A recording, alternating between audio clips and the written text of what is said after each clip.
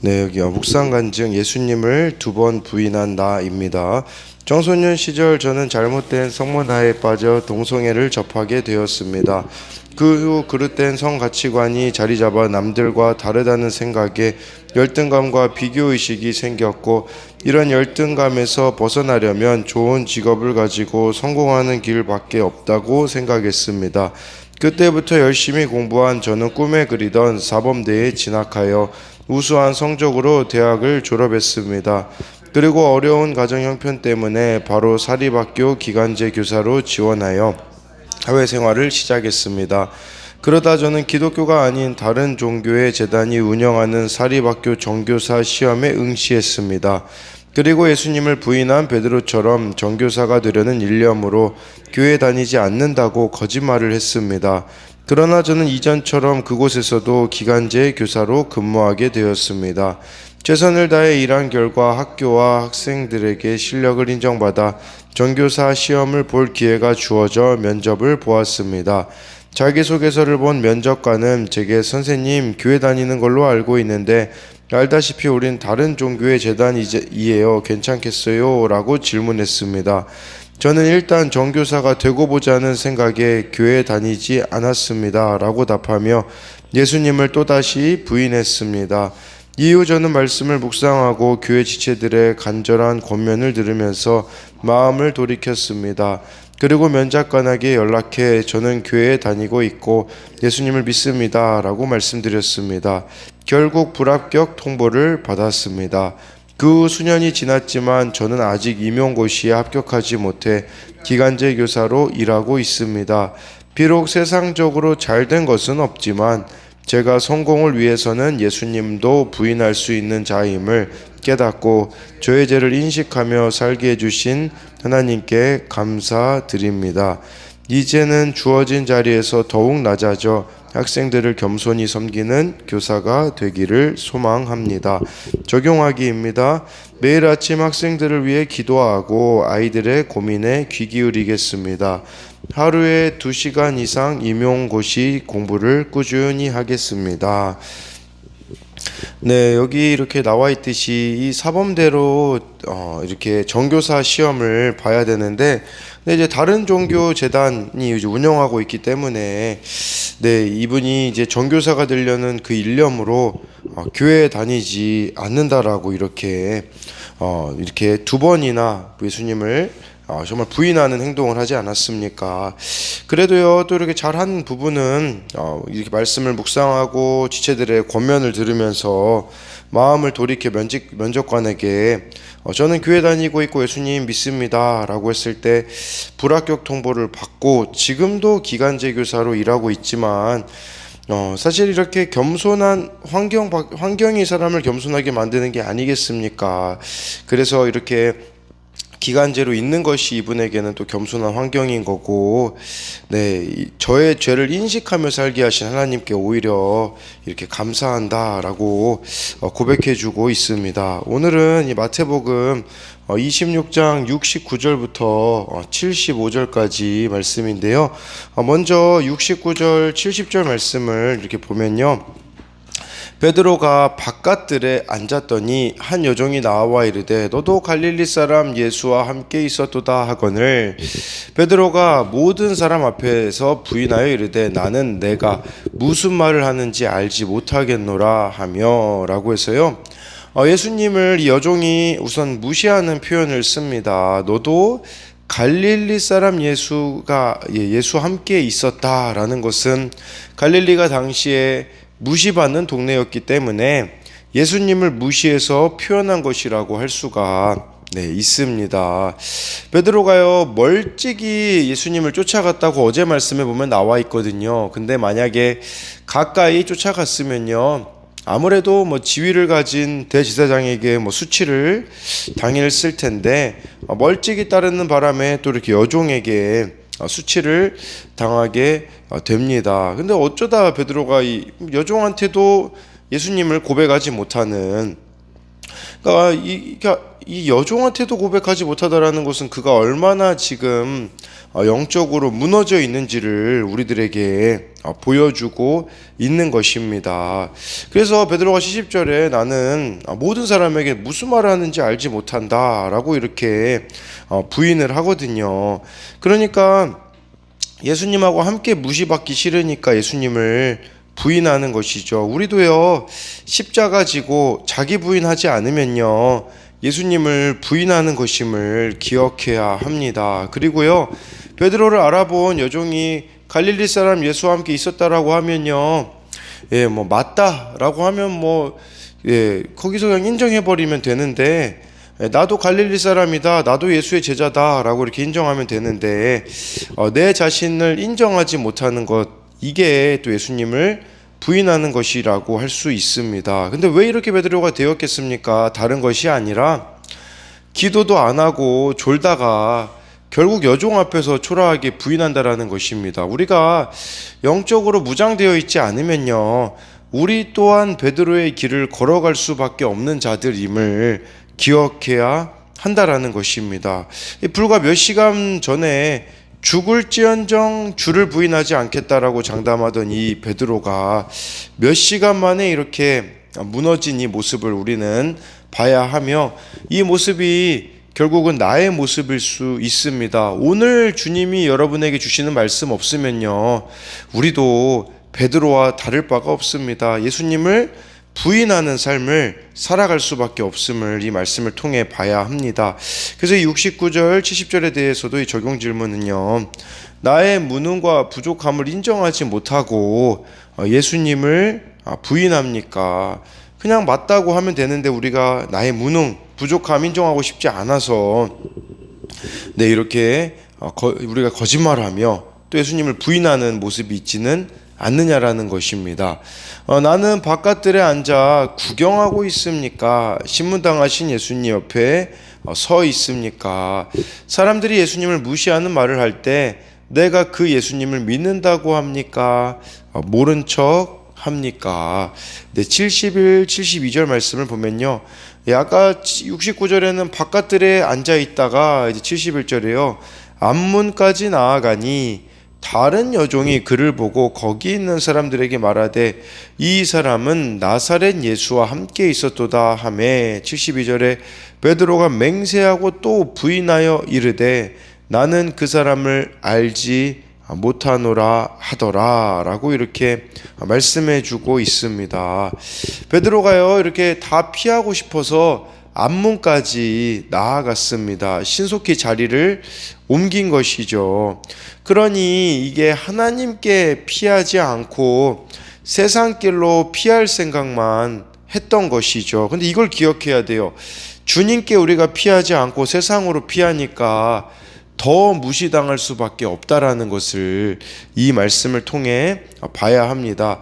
제가 이렇게 더 무시당한다라고 말씀드리는 이유는요, 아까 여기 69절에는 갈릴리 사람이라고 했잖아요. 근데 71절에는 나사렛 예수라고 이렇게 표현을 하면 갈릴리보다는 이 나사렛이라는 단어가 더 무시하는 표현이기 때문에 제가 세상으로 도망가면 더 이렇게 무시당한다라고 말씀을 드린 것이에요. 그러나 베드로는 그 사람을 이제 예수님을 그 사람이라고 이렇게 이야기하고 있는 베드로의 모습을 보십시오.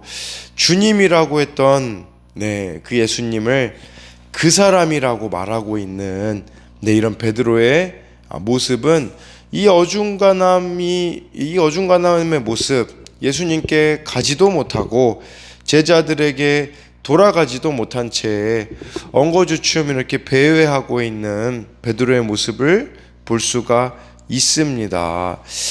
그런데요, 이 나사렛이라는 이 단어 자체가요, 이 단어의 나시린이라는 뜻도 있습니다. 그러니까 나시린은 새싹이라는 뜻도 있고요, 구별되었다라는 뜻도 있는데, 남들이 무시해도 예수님을 믿는 나는 새싹임을, 생명의 새싹임을 기억하셔야 합니다. 그리고 하나님께 거룩하게 구별된 인생이라는 사실도, 그러니까 이렇게 세상적으로 봤을 때는 나사렛이 무시당하는 이름이지만 하나님 편에서 봤을 때는 다른 의미일 수 있다라는 거. 근데 우리가 어디에 주목을 하며 살아가고 있는가, 이것을 또 봐야 합니다. 그래서 71, 72절에 대한 적용 질문으로는요, 하나님께 피하지 않고 세상길로 피해 더욱 힘든 일에 빠져 있진 않습니까? 남들이 비천하게 여길 때 베드로처럼 펄펄 뛰며 부인합니까? 자신의 약함을 인정합니까? 나는 3번이 아니라 수천 번도 주님을 부인할 수 있는 죄인임을 고백합니까? 73, 74절을 보면요, 조금 후에 곁에 있던 사람들이 나와 베드로에게 이르되 너도 진실로 그 도당이라 내 말소리가 너를 표명한다 하거늘. 74절에 그가 저주하며 맹세하여 이르되 나는 그 사람을 알지 못하노라 하니 곧 닭이 울더라 라고 이렇게 말씀해 주고 있어요. 베드로는요, 저주의 맹세까지도 합니다. 내가 그 사람을 알면 내가 나를 저주하게 하겠다라고 이렇게 저주의 맹세까지 하는데, 이 자리에요 보면요, 베드로가 말고의 그 대제사장 종 말고의 귀를 벤 것을 본 자가 여기 있습니다. 아니 그러면 그냥 인정해야 하는데, 베드로는 인정하지 않는 거죠. 근데 베드로가 지금 이렇게 예수님을 부인하고 있다는 것은 그만큼 두려움이, 불안함이 크다라고 할 수 있거든요. 근데 이 두려움이 큰 게요, 아까 말씀드렸듯이 기도가 없었기 때문이라고도 볼 수 있겠지만, 또 두려움이 큰 이유는요, 칼을 썼기 때문이라고 볼 수도 있습니다. 그래서 이렇게 그냥 인간적인 방법으로 문제를 계속 해결하려고 하니까요, 불안함, 두려움만 우리들 가운데 커질 수밖에 없음을 봐야 합니다. 그리고 이거 말도 안 되는 거짓말하고 있잖아요. 사투리 때문에, 갈릴리 사람은요 시골 사람이기 때문에요 사투리로 다 티가 납니다. 근데 이렇게 그냥 갈릴리 출신이라는 것도 뻔한데도 베드로는 이렇게 저주까지 하며 부인을 하게 되는 것이죠. 그러니까 이게 두 주인을 섬기는 모습이 아니겠습니까? 이렇게 두 주인을 섬기면요, 세상에서도 무시당하지만 예수님에게도 무시당한다는 사실을 우리는 알아야 합니다. 또 잘못이 있으면 그렇기 때문에 빨리 시인해야 하며 더 무시당하지 말고 시인해야 합니다. 그리고 여기 74절에 곧 닭이 울더라, 이 닭의 울음소리가 무슨 소리겠습니까? 회개하라는 소리 아니겠습니까? 이걸 기억하셔야 돼요. 여러분, 누군가에게 어떤 말을 들을 수 있어요. 근데 그 말이 회개로 돌이키라는 말로 우리가 들려야 되는데, 자기 부인이 안 되니 왜 나한테 이런 말을 해, 나는 이런 사람 아니야 라고 말하는 게 우리들의 모습이 아니겠습니까? 이 닭 우는 소리는 그런 소리입니다. 내가 마땅히 들어야 될 말을 들었습니다 라고 하며 회개로 돌이키면 되어지는데, 그게 인정이 안 되어지니 그냥 원망과 저주만 하고 있는 모습이 우리들의 모습은 아닌가, 또 이렇게 생각해 볼 수가 있습니다. 그래서 이 73, 74에 대한 적용으로는요, 나는 수치의 현장에서 벗어나고자 회피합니까? 회개합니까? 내가 인정해야 할 나의 비천한 나사렛과 내 말소리는 무엇입니까? 75절에요. 이에 베드로가 예수의 말씀에 닭 울기 전에 내가 3번 나를 부인하리라 하심이 생각나서 밖에 나가서 심히 통곡하니라. 누가복음 22장 61절을 보잖아요. 이 장면이 이렇게 나와 있어요. 주께서 돌이켜 베드로를 보시니 베드로가 주의 말씀 곧 오늘 닭 울기 전에 내가 3번 나를 부인하리라 하심이 생각나서. 누가복음에만 나와 있는 내용인데요, 어떤 내용이냐, 베드로의 눈과 예수님의 눈이 마주쳤습니다. 이 3번 부인할 때요. 이때 베드로의 마음이 어땠겠습니까? 예수님과 자신의 눈이 마주쳤을 때 너무나 큰 부끄러움을 느꼈을 겁니다. 예수님을 지켜드리지 못한 그런 미안한 마음이 베드로에게 있지 않았겠습니까? 여러분, 그럼에도 불구하고 베드로가 멀찍이 쫓아간 것이, 그것마저 그렇게 한 게 그나마 다행이라고 할 수 있는 것은요, 사실 베드로가요 막 교활하잖아요. 그러면 멀찍이 안 따라갑니다. 다른 제자들처럼 그냥 도망가면요, 이런 수치 안 당했을 겁니다. 근데 왜 이렇게 베드로는 멀찍이까지 따라와서 이렇게 당하겠습니까? 그 이유는요, 주님을 모른 척할 수가 없기 때문입니다. 그래서 이게 참 비참하게 이렇게 일그러진 상황에서도 주님의 말씀이 생각나는 사람이 최고로 복된 인생이라는 것을 기억해야 합니다. 그리고요, 베드로는 자기보다도 주님이 슬픈 눈으로 쳐다보시는 것 때문에 힘들었을 것이고, 내가 당하는 고통보다 나의 악으로 주님을 슬프게 해드리는 것이 너무나 큰 고통임을 알았을 것이고요. 나의 연약함을 돌아보시는 이 주님의 시선을 우리가 또 기억해야 합니다. 이 베드로의 몰락은요, 그가 연약한 인간임을 드러내는 겁니다. 베드로는 누구보다도 정말 예수님의 말씀의 계시에 가장 근접했고, 예수님을 살아계신 하나님의 아들이라고도 고백했으며, 예수님 제자 중에 무리를 걷는 수준의 믿음을 가졌던 사람입니다. 그러나 위협 앞에서 이렇게 자기가 내뱉었던 고백을 잊어버리고 예수님을 부인하는데, 이 베드로의 모습은 나의 모습임을 봐야 합니다. 우리도요, 이렇게 연약하기 때문에 언제든지 무너질 수 있는 존재라는 것을 기억해야 하는 것이죠. 근데요, 지금 3번 부인했는데, 마태복음 10장 32절 33절에 보면요, 사람들 앞에서 예수님을 부인하거나 시인하면 하늘에서도 그 사람을 부인하거나 시인한다라고 예수님이 하신 말씀이 있습니다. 그 말씀에 비춰보자면 베드로는 구원받지 못할 사람입니다. 그럼에도 불구하고요, 여러분 사도행전을 읽어보시면 이 구원받지 못할 사람으로 여겨지는 이 베드로가 어떻게 변화되어지는지 우리는 알지 않습니까? 베드로가요, 예수님 앞에 전에 그렇게 물어본 적이 있어요. 예수님, 사람들이 죄 지으면 몇 번 용서해 줘야 될까요? 7번 용서해 주면 되겠습니까? 그러거든요. 그 당시 사람들은 3번 용서해 주라고 했습니다. 근데 베드로는 그래도 인심 써서 7번이라고 했지만 예수님이 그렇게 말씀하세요. 70번씩 7번이라도 용서해 줘라. 그것은 무제한적으로 용서해 주라 라고 예수님이 말씀하셨잖아요. 근데요, 그 말씀의 이면에는 어떤 의미가 있습니까? 우리가 그렇게 무제한적으로 용서받은 자들임을 알아야 한다라는 것입니다. 이 3번 부인한 베드로도 회개하고 돌이켰을 때 용서해 주시는 그 주님, 그러니까 나의 어떤 강함과 나의 잘함이 아니라 나의 부족함에도 불구하고 회개를 받아주시는 주님 때문에 내가 오늘 살아가고 있는 자임을 기억함으로써요, 그냥 오늘 그 2가지를 들었으면 좋겠어요. 하나는 우리들의 삶 가운데 끊임없이 울려지는 닭울음 소리가 있습니다.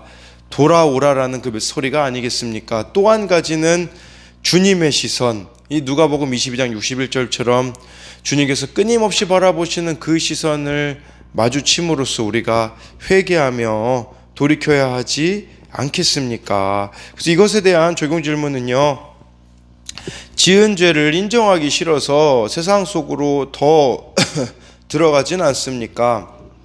지극히 사랑하시기에 나를 돌아보며 쳐다보시는 주님의 시선에 어떻게 응답하겠습니까?